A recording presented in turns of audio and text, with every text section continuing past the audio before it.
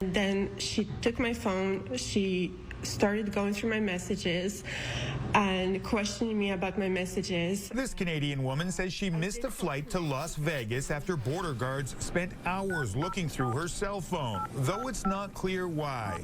A French scientist heading to a conference in Houston was recently turned away over alleged hateful messages on his phone. If U.S. border guards ask them for access to their personal devices, do they have a choice? U.S. Customs Border Protection, CBP, has authority to search any devices of anybody traveling across the border, including U.S. citizens and definitely Canadians. Immigration lawyer Cindy Switzer says border guards generally used this power in the past to look for evidence of crimes, including drug trafficking and child pornography. But some recent examples show people being denied entry at the U.S. border because political leanings discovered in their social media or messaging apps do not align with the Trump administration and What's up, guys? How you doing?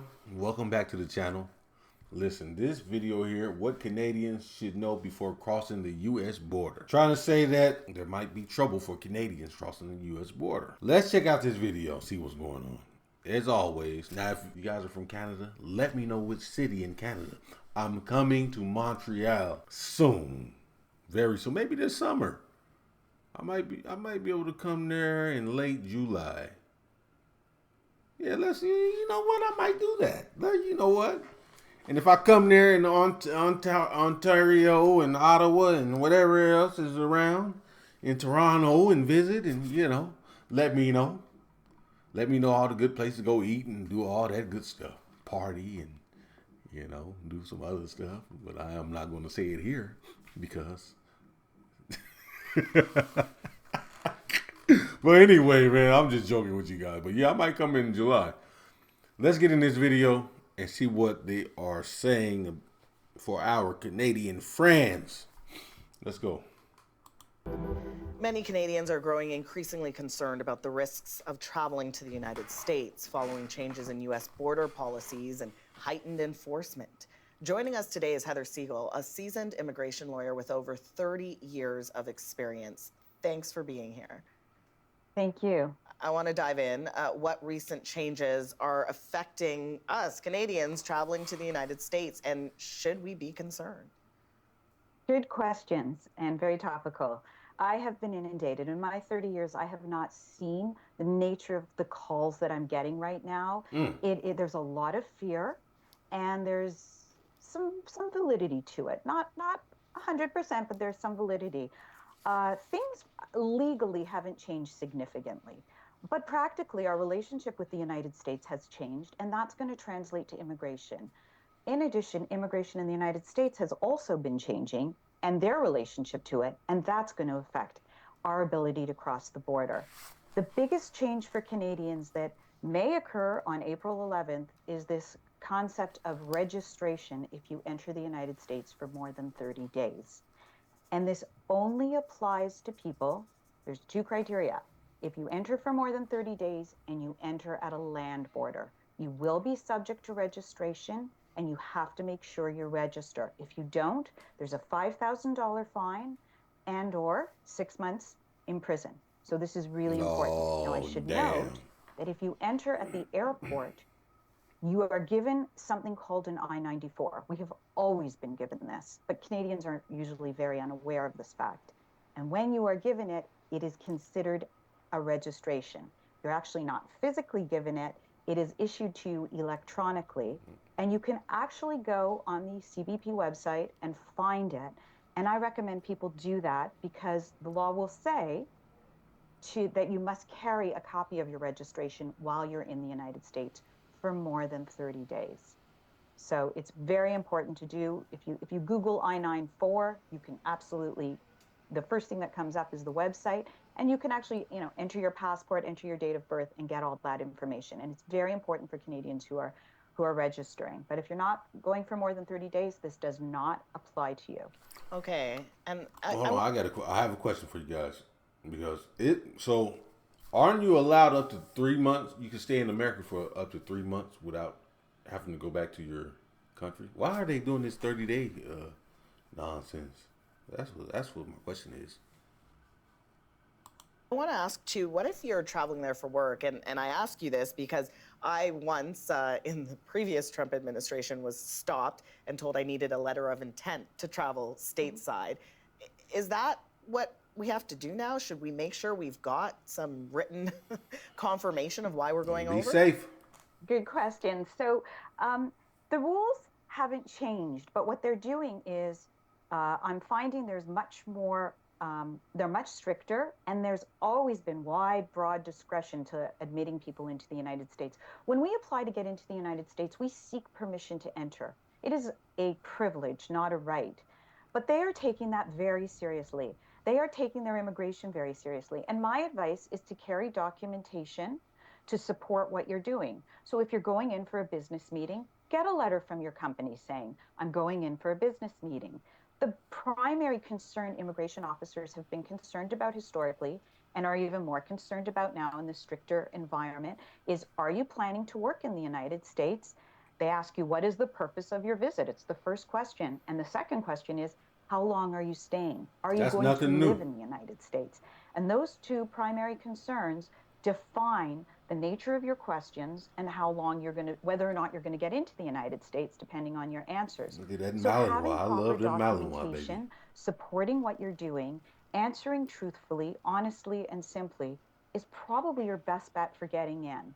The other thing I'm recommending to Canadians is travel through the pre-flight inspections. Calgary, Vancouver, Winnipeg, Montreal, Ottawa, Toronto, all have pre-flight inspections. I strongly recommend using those as opposed to the land ports of entry, because your worst possible case scenario at a pre-flight inspection, if you have any issues and you're denied, is you go home. Yeah. Whereas, yeah. That's So good that's to know for sure. I want to talk about particular groups of Canadians. You know, should there be some people who are especially concerned when traveling? Well, right now, the US has determined that there are only two genders. So people who don't fit into one of those two genders might have a problem traveling. They are not being asked lots of questions initially, but they are beginning to see a line of questioning internally. If you land in Texas, or if you cross from Mexico, in areas where they're less tolerant, you might see more problems. And we don't know if that's going to happen. I have heard stories from clients that they're very concerned about this, that trans people may be targeted. In addition, people who are permanent residents of the United States, or even Canadian citizens who are born in another country, maybe Iran, maybe one of the 43 countries that are targeted to be on the ban list, which is coming soon, we don't know, those people might be targeted more and get more intensive questioning and stricter scrutiny. And those people might want to be careful about traveling, making sure they have the right documentation, and travel through pre-flight inspection so they can leave and go home and cannot be physically detained on U.S. soil. Yeah, no one wants that. There have been stories, I'm sure you've heard them. Be safe. Are Canadian travelers' phones and electronics subject to inspection at U.S. borders? Yes, they are. And the Canadian government just put out an advisory to that effect. There is no expectation of privacy at an international border, and your phone is just like your luggage. It can be checked and looked at, and it's up to the immigration officer at Customs and Border Protection to determine if they want to do that. Wow. And they are looking for, people who might be working, people who might be staying permanently. But there's been concern recently that maybe they're looking at people who speak out against Trump or who are certain kinds of activists. And we've heard stories that these are the people they're looking at, and they've even denied entry to people from Europe who have had the wrong views of the government. Wow. And we don't know if that's going to happen to Canadians. And Hold so on. my advice is to be careful. Whatever you've said publicly is accessible. We have lots of social media. We have Google. It's all accessible to immigration. And if they are suspicious about anything related to you, they might go do a deeper dive, and they can do a deeper dive on the public domain, or they can take your phone. They are not supposed to look past whatever is available to them. If it's on airplane mode, they cannot go deeper. Yeah. We don't know if they will, but they're not supposed to. If they do want to go deeper, and they have reason to believe that they should, they can take your phone and they can download it, and it goes into the US government. And there's not a lot of oversight over what happens to that data when it's in the US government. So if you have anything that you feel is private or you don't want to share, don't bring your phone or prevent your technology from being accessible with that information. That is so disconcerting, but I appreciate your sound advice. Oh my gosh. Thank you. Hey, guys, I'm sorry, guys. I'm sorry. They can go through your phone, but this is normally this is against the law. They cannot search through your phone and your private stuff like this. Man, hold on. I'm not. You know what? You know what? She's done. In this week's What Are Your Rights segment, does a police officer have the right to search your cell phone? A recent ruling by the Supreme Court says not so fast on this one. That decision comes as a unanimous ruling that police may not search the cell phones of criminal suspects upon arrest without a warrant. And here to discuss the ruling in more detail and your rights regarding the search and seizure of your cell phone, attorney and partner Paul Harding of the law firm Martin, Harding & Mazzotti. Paul, always good to have you with us. Hi, Liz. Always good to be here. Really interesting. We were talking about this a little bit during the break because this has kind of big impact on a lot of things. We all think of the Fourth Amendment, you know, the right for you not to have or to be protected against search and seizure, I guess. And now all of a sudden your cell phone looks safe. Yeah, it does. And it's new. Historically, what happened is they would arrest you, as you say, without a warrant. And they could search your person. They find the cell phone. They could go through the cell phone, or they were going through the cell phone, and they would find things. It could lead to additional charges, additional arrests. And so the Supreme Court came down and said, nope, can't do that. That needs a warrant to get a look at that. And I know that in the past, too, one of the things that they were able to do is as you say, is do that immediately. Can they still search anything else on your person at the moment of, you know, arrest? That's what I'm saying. That's illegal, bro. You mentioned confrontation. I mean, the whole search and seizure came about, you know, when the British soldiers, Revolutionary War, were just knocking down doors. You know, they're going in and searching colonists for no reason at all. It requires probable cause, and when they get the probable cause, then they have the ability to go in and search what they call wingspan search. They have you empty your pockets. There's something in there that's not good. You could get charges, or if you have a gun or something dangerous around you. But the cell phone, they may see it, is now off limits. Off limit. I know I'm not crazy, but hold on. We're going to check out one of these videos when they're talking about it. Then she took my phone, she started going through my messages and questioning me about my messages. This Canadian woman says she missed a flight to Las Vegas after border guards spent hours looking through her cell phone, though it's not clear why.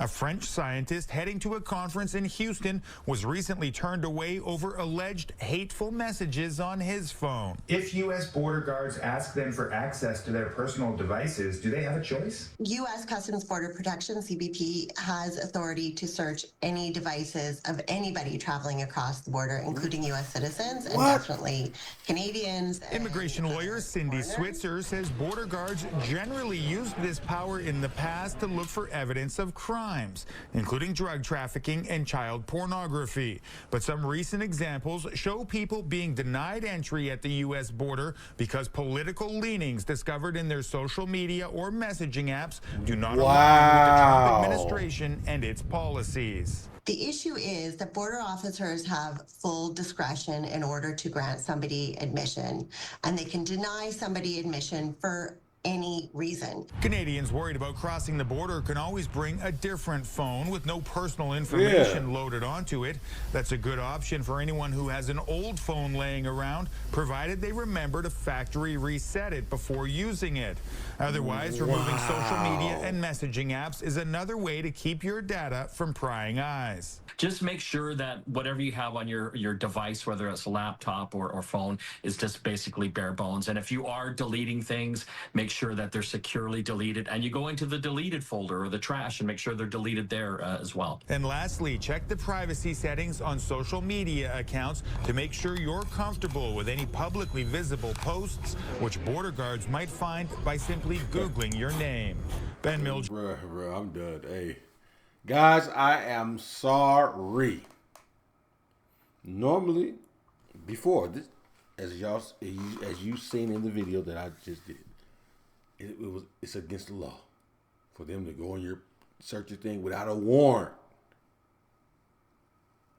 But I guess Border Patrol has other laws that they have to abide by. And it's a federal law, huh? They can't do that, go through your phone. But I guess somehow these guys are going through the hoop and they don't have to follow the rules like every other police officer. That's crazy. I'm sorry. I'm sorry for saying that is, you know, because I don't know what to say, man. It got me flabbergasted.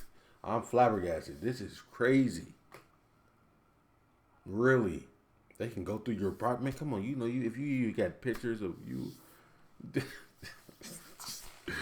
Bro, you got messages. Listen, if they go on my account and see some of these Trump videos, I might, and I'm American, I might be rejected at the border, bro. They might do me at the border, man. So, but I'm still standing on what I'm saying. I don't give a damn. Yeah, send me back. You know what? If I come over there and they want to deny me at the border, it's okay. I'm going to stand on what I'm standing on, but this is insane. Wow, they can check your phone, guys. If you're doing traveling, going to the U.S., now I see why you guys don't want to go to the U.S. because this is an invasion of privacy. The Fourth Amendment, they're breaking the Fourth Amendment. I understand why. Don't go. Listen, if you got to go through this and get your privacy invaded and, you know, your phone is intimate and that's ridiculous. I don't know what to say. All I have to say is I'm sorry. I thought they were following the law like everyone else, but I guess they have laws that they don't have to follow. Obviously. I believe it's because of Donald Trump. But anyway, I'm going to see y'all in the next video. Let me know what you guys thought about this video. This is a great video, for real. This is a great video. And the ending, you know, this is great information. I love watching videos and learning things. You know what I mean? Learning stuff with you guys is amazing. But I will catch you in the next video. Let me know what you thought about this one. And let's have a conversation about these damn phones. Please, let's go.